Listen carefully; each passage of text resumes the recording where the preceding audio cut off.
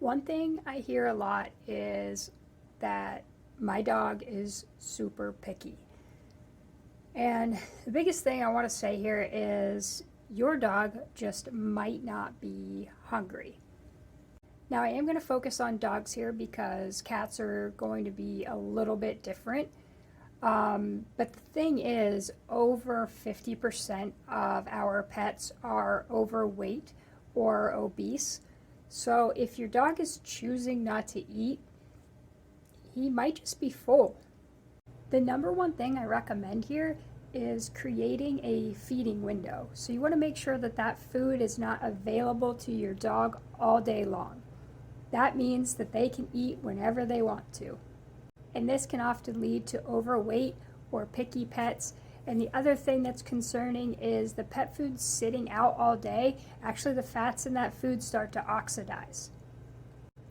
So you're going to want to start with maybe 30 minutes in the morning to feed breakfast, put the food down. If your dog doesn't eat it within 30 minutes, you're going to pull that food up. And then in the evening, you're going to do the same thing, a 30-minute window, put the food down. If your dog doesn't eat it within 30 minutes, pull the food away again. And you can do this for about 2 days. It is totally fine for our dogs, our healthy dogs, to go a couple of days without eating.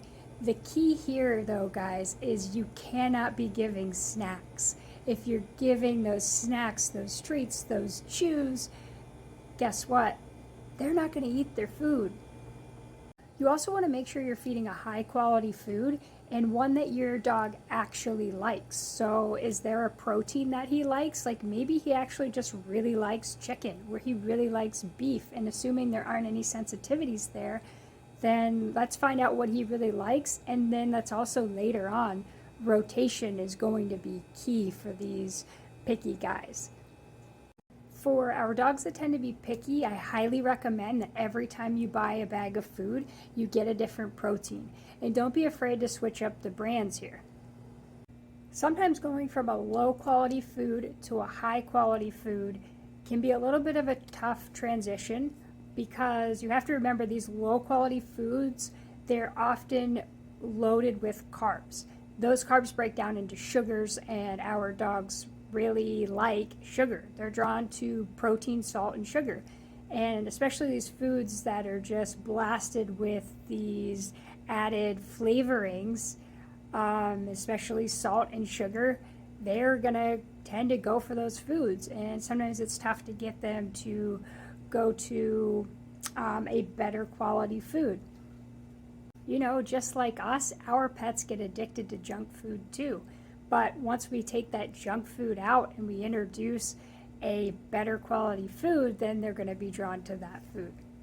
And as I mentioned at the beginning, over 50% of our pets are overweight or obese.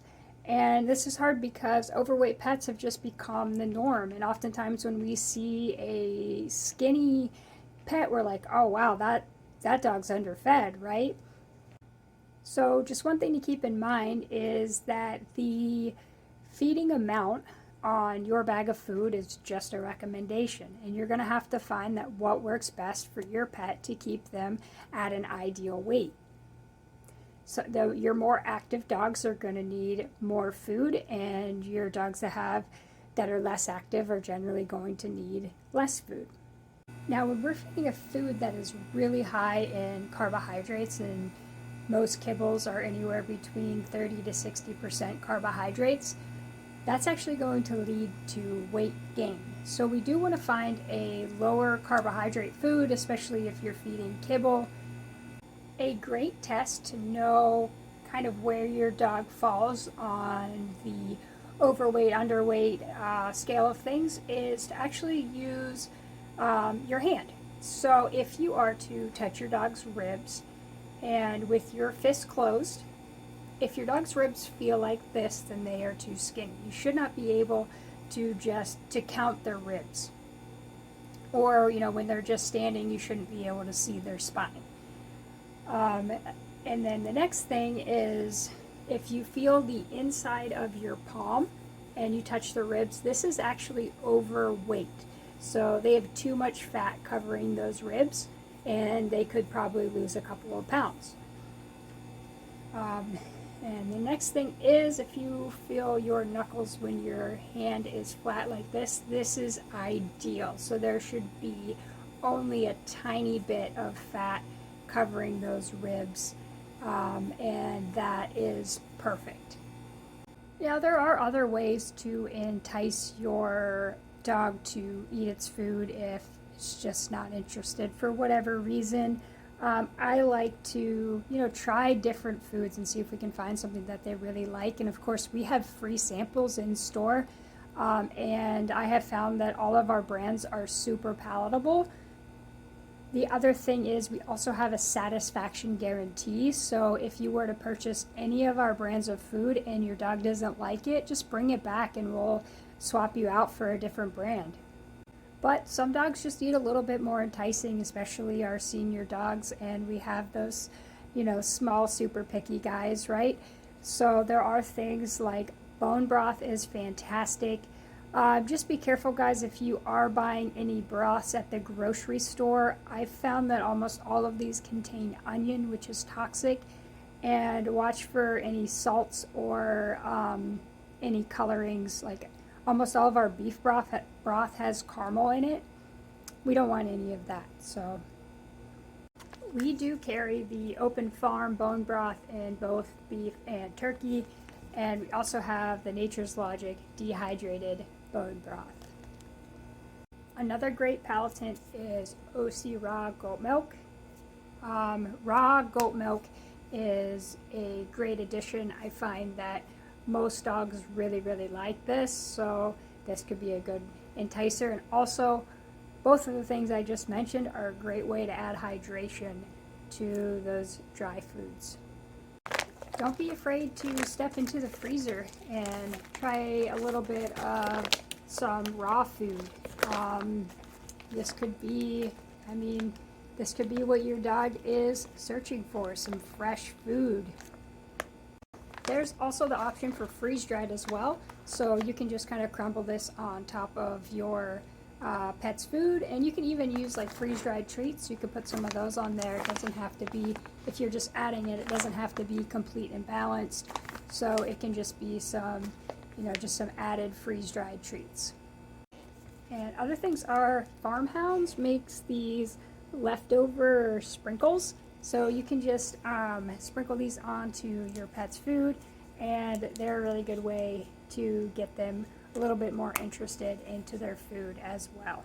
So my top tips here, guys, are number one, stop free feeding. You've got to take that bowl up and create a feeding window. The other thing is make sure you're feeding a high quality food and one that your dog really likes. There are very few things that our dogs get to look forward to, and food is one of them. So let's make sure that their meal times are something that they really, really enjoy. And finally, make sure you're not overfeeding, because like I said, maybe your dog just isn't hungry. So watch how much you're feeding, and also watch all of those snacks and things that you're giving in between.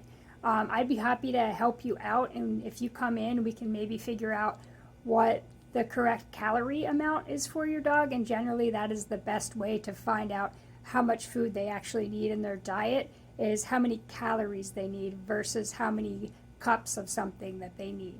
But if we can figure out how many calories we should be feeding, it's easier to break down how much we're actually giving and if we're overfeeding.